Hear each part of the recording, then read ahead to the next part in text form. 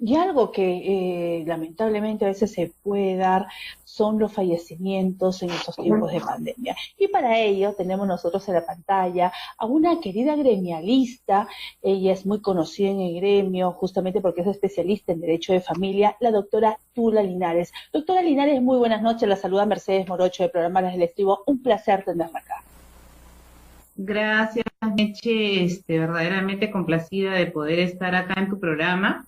Y para mí es muy satisfactorio y justamente en estas épocas de pandemia poder tratar un tema tan relevante como es el tema, pues, del aspecto sucesorio, ¿no? En realidad, lo que sí me doy cuenta es que hoy en día muchas personas, fallecen desgraciadamente por ese tema de la pandemia de forma súbita y los papeles no los tienen en regla, ¿no? ¿Qué significa esto, no? Que muchas personas fallecen intestadas o en otros casos, ¿no? Han dejado testamento, los familiares no conocen, no saben. Y cuán importante es conocer estos temas en estos tiempos de pandemia, ¿no? Entonces, lo que debemos tener en cuenta es que en realidad en nuestro ordenamiento jurídico existen pues dos tipos digamos, en el aspecto sucesorio, dos aspectos, ¿no? La sucesión testamentaria y la sucesión dada. ¿Por qué? Porque en realidad miedo, zozobra, es como pensar que nos adelantamos a la muerte, pero no es así. En realidad significa tener en regla cualquier imprevisto ante situaciones en las que estamos atravesando actualmente, ¿no?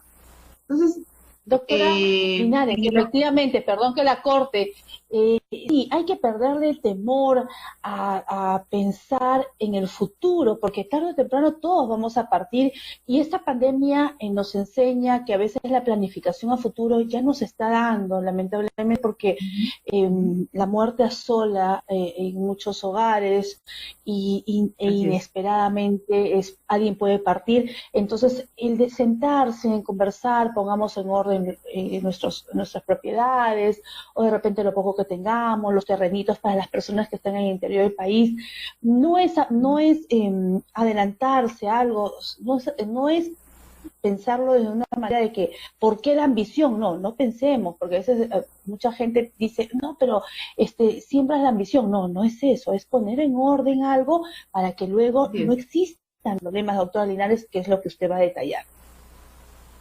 Efectivamente, Meche, como bien lo has dicho, ¿no? Muchas personas piensan que hacer un testamento o un anticipo de legítima es adelantarse a lo que pueda suceder, es como que yo estoy, digamos, pronosticando mi muerte, y no es así, es simplemente tenemos que ser conscientes que hoy por la pandemia o simplemente así no haya pandemia, implica que si tenemos bienes, debemos en vida dejarlos arreglados. Entonces, voy en partes, ¿no? Nuestra legislación, por ejemplo, habla de los diferentes tipos de testamento, ¿no? Hoy por hoy se estila mayormente, si voy a testar, hacerlo por escritura pública. ¿Por qué? Porque los otros tipos que señala nuestra normativa, como es el hológrafo, que es el manuscrito, o el cerrado, ¿no? Implican que ese tipo de testamentos posteriormente pues hay que recurrir al Poder Judicial porque hay que hacer la apertura, ¿no?, del testamento, y posteriormente en el caso del cerrado la protocolización. Implica que va a demorar más. Ahora, a lo que me quiero centrar, la importancia de testar. ¿Por qué? Porque si bien es cierto nuestra normativa dice que por la legítima tenemos herederos forzosos y por lo tanto no podemos disponer, ¿no? Pero sin embargo, también existe la figura de que si yo testo y así tengo herederos forzosos, pues son los descendientes, los hijos, los descendientes, los ascendientes de más ascendientes, el cónyuge, incluso la concubina, en tanto y tanto, ojo, existe una declaración de unión de hecho, ¿no?, que tiene que ser legal, esa figura se da. Entonces, lo que se tiene que tomar en cuenta es de que si yo, digamos, a través del testamento dispongo de mis bienes para después de la muerte, implica pues que yo tengo ese tercio de libre disposición, ¿no? Ahora, la diferencia que mucha gente me pregunta, doctor, ¿y cuál es la diferencia, por ejemplo, de dejar un testamento o un anticipo de legítima? Esto también es importante tenerlo en cuenta, ¿no? Porque mucha gente hoy por hoy se pregunta, porque hoy por hoy sí están tratando de estar en regla cuando hay bienes, ¿no? Entonces, por el testamento, el causante dispone de sus bienes para después de su muerte. En el anticipo de legítima se da la figura, como su mismo nombre lo dice, anticipo de herencia, ¿no? O anticipo de legítima. Entonces, ¿qué implica? Que en este caso, el hijo o el heredero que recibió en anticipo sí puede disponer incluso antes que fallezca en este caso, el testador, el causante, ¿no?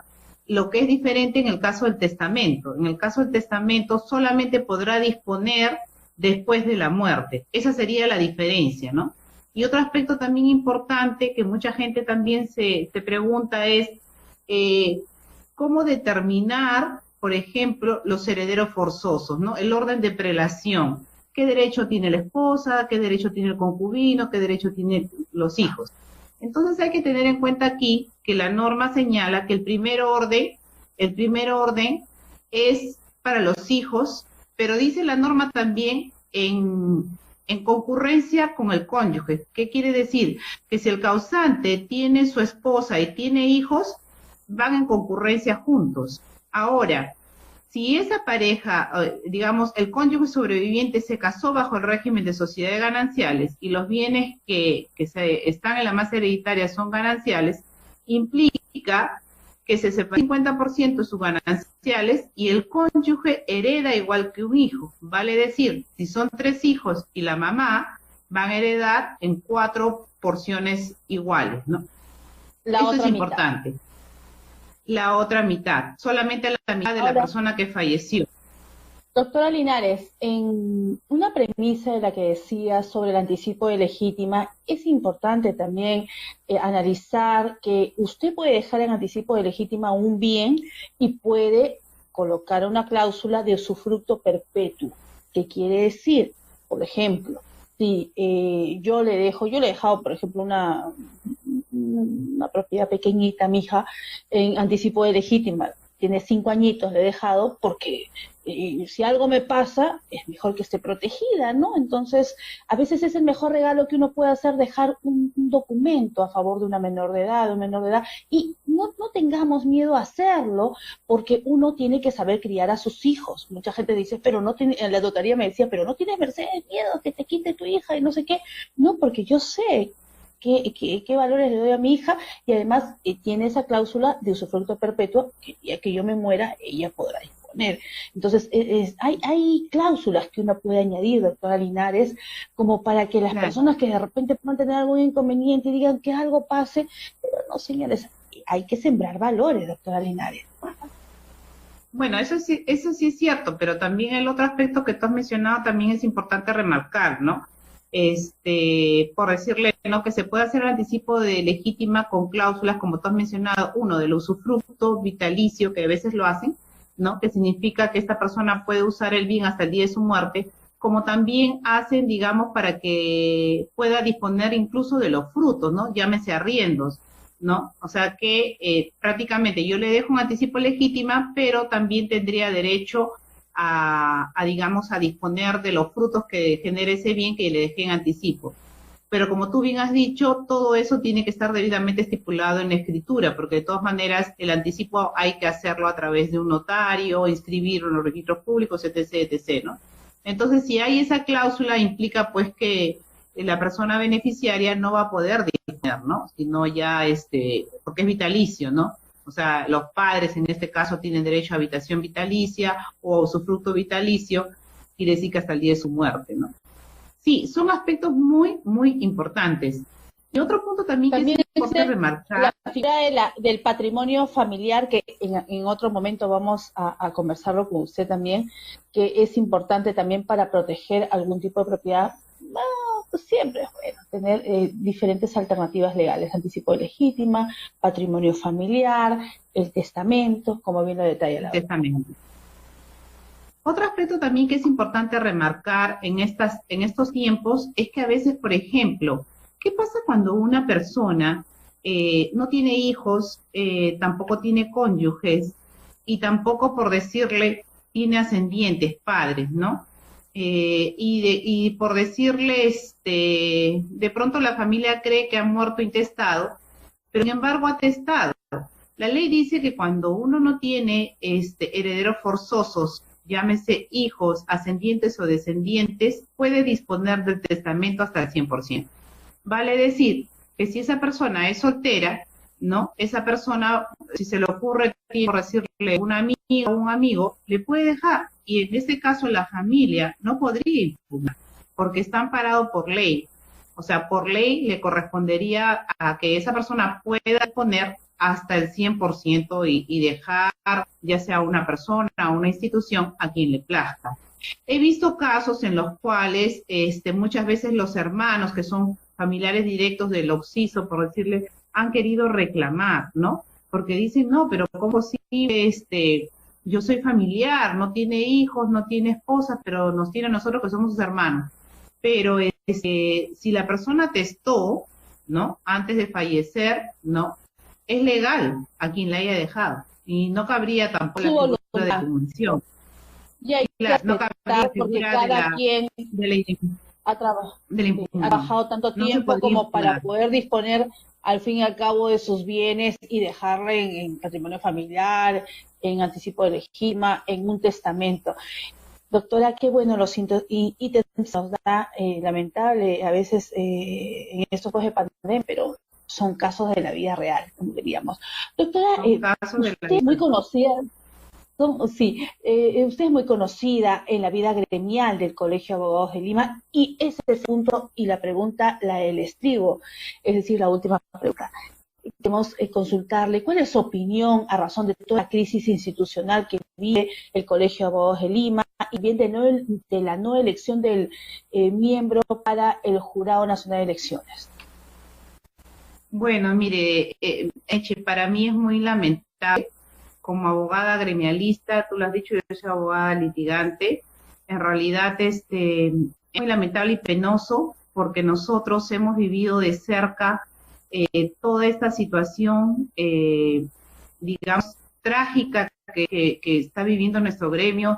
Tenemos actualmente nuestro policlínico cerrado en épocas de pandemia, que no sabemos las razones por las cuales, ¿no? Teniendo una clínica particular, esté cerrada. Hemos visto muchos casos de colegas litigantes, hablo por los abogados litigantes, que han muerto en esta pandemia. Sin embargo, hemos visto una desprotección total a las familias, a las viudas, a los hijos, que no me explico, ¿no? Supuestamente hay una institución que se llama bienestar social, pero el bienestar social del abogado no existe. Y tengo que ser clara en decir este tipo de situación. Es muy lamentable, lo que estamos viviendo, hasta la fecha, los abogados no podemos cambiar a la junta directiva actual porque está entrampada entre supuestamente procesos judiciales, al final no tienen ni pies ni cabeza y que tanto daño hace a la institución. Y yo creo que esos abogados que han interpuesto estas acciones judiciales deberían dar un paso al costado y ponerse a pensar que por encima del interés personal, el interés de todos. Y aquí, desgraciadamente, ya tenemos más de casi 2 años con una junta directiva que no ata ni desata y que es mucho daño hace al gremio. Actualmente incluso ni siquiera hay atención presencial, muchas familiares de colegas fallecidos no reciben ningún tipo de beneficio. Si el colega no estuvo al día, no, así haya aportado 20, 30 años, por el solo hecho de no estar hábil no se le paga nada. Sin embargo, a otra persona que fallece con 2 años se le paga hasta más de lo que ha aportado. Y esas cosas deben cambiar. Y sí coincido con muchos colegas que piensan, y lo digo abiertamente, que desgraciadamente la institución de delegado no ha sido óptima para el gremio, porque verdaderamente los delegados están pintados y no nos representan.